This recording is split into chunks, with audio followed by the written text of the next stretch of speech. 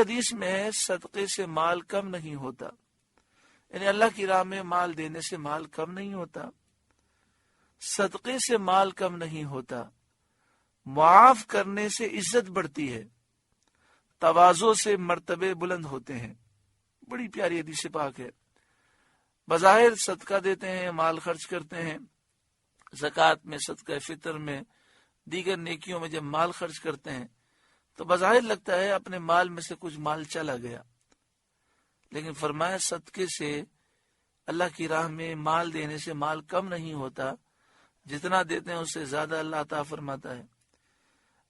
بظاہر ایسا لگتا ہے کہ ہم نے کسی سے بدلہ نہ لیا، معاف کر دیا، تو لوگ سمجھتے ہیں کہ یہ ڈر گیا، لیکن فرمایا معاف کرنے سے عزت بڑھتی ہے۔ بظاہر یہ لگتا ہے کہ میں عاجزی کروں گا، بھائی اس زمانے کے اندر سیدھے آدمی کو کوئی کام ہی نہیں ہے، جو سیدھا ہوتا ہے لوگ اسے دباتے ہی رہتے ہیں، اور جناب ہم تو بالکل لوگوں کو جواب دینے والے ہیں، جب تک لوگوں کو جواب نہ دیں کوئی پوچھتا نہیں ہے۔ پتہ نہیں کیسی کیسی باتیں شیطان انسان کے ذہن میں ڈالتا ہے۔ فرمایا تواضع سے مرتبے بلند ہوتے ہیں، انسان عاجزی کرتا ہے تو مرتبہ گھٹتا نہیں ہے بلکہ مرتبہ بلند ہوتا ہے۔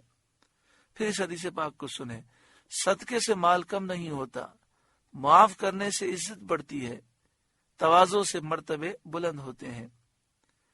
وَهُوَ خَيْرُ الرَّازِقِينَ، اور وہ سب سے بہتر رزق دینے والا ہے، کیونکہ اس کے سوا جو کوئی کسی کو دیتا ہے، چاہے بادشاہ اپنے کسی لشکر کو، آقا غلام کو، صاحب خانہ اپنے عیال کو، بیوی بچوں کو، جو بھی دیتا ہے وہ اللہ تعالیٰ کی پیدا کی ہوئی اور اس کی عطا فرمائی ہوئی روزی میں سے دیتا ہے۔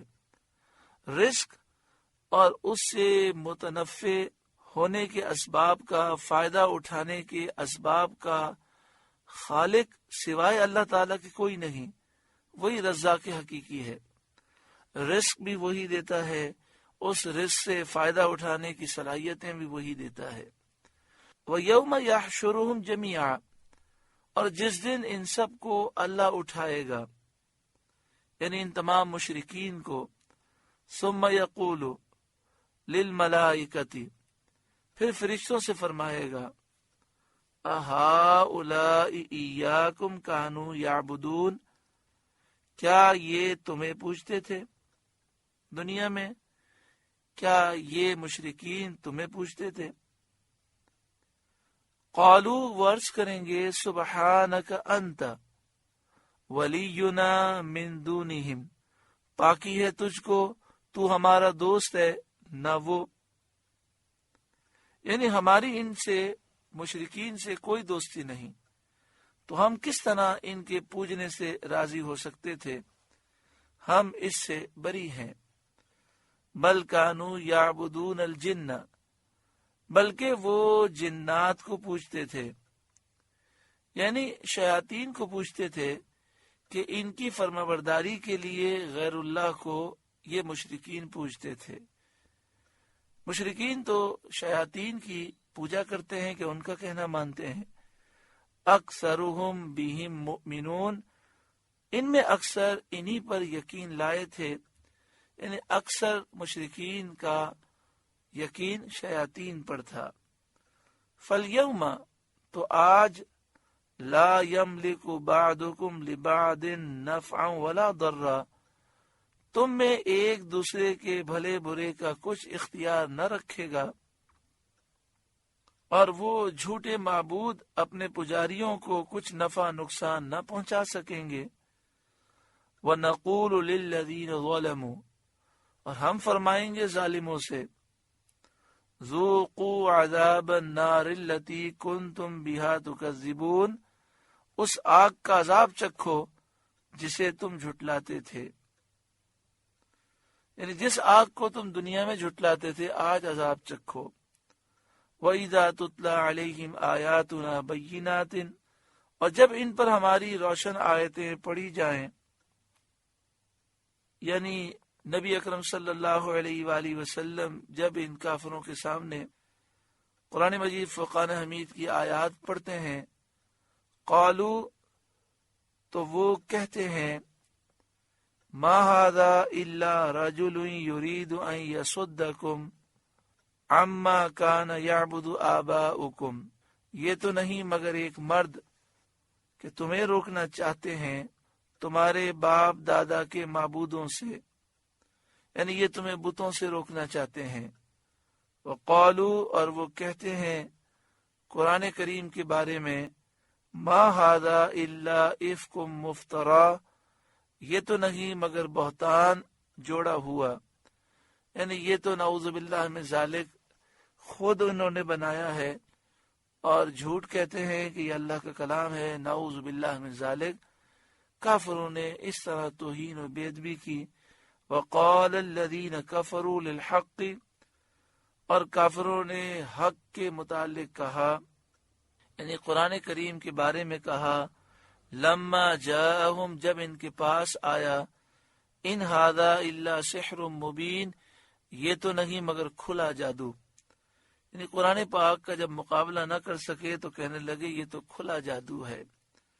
وما آتیناہم من کتب یدرسونہا، اور ہم نے انہیں کچھ کتابیں نہ دیں جنہیں پڑھتے ہوں۔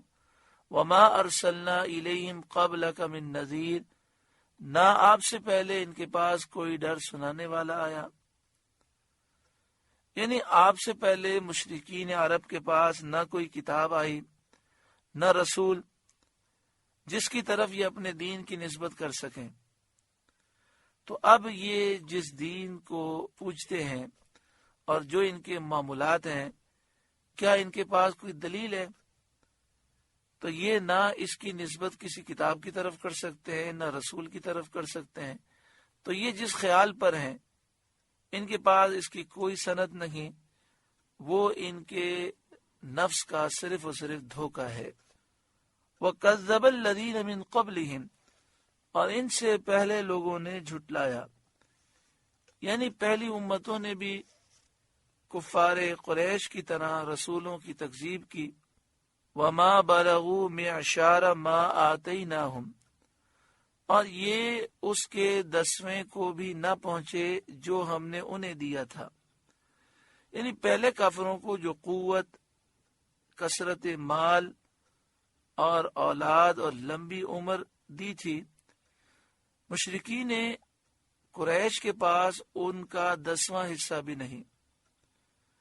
ان کے پہلے تو ان سے طاقت میں، قوت میں، مال اور دولت میں 10 گنے سے زیادہ تھے۔ فَكَذَّبُوا رُسُلِي، تو انہوں نے میرے رسولوں کو جھٹلایا۔ فَكَيْفَ كَانَ نَكِيرٌ، تو کیسا ہوا میرا انکار کرنا، یعنی ان کو ناپسند رکھنا اور عذاب دینا اور ہلاک فرمانا۔ یعنی پہلے مکذبین نے جب میرے رسولوں کو جھٹلایا تو میں نے اپنے عذاب سے انہیں ہلاک کیا، اور ان کی طاقت، قوت، مال و دولت کوئی چیز بھی کام نہ آئی۔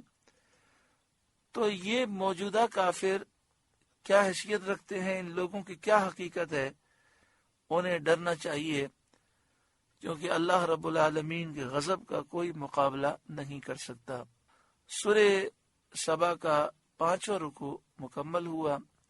اللہ رب العالمین اس رکوع کے نور سے ہمارے قلوب کو روشن منور فرمائے۔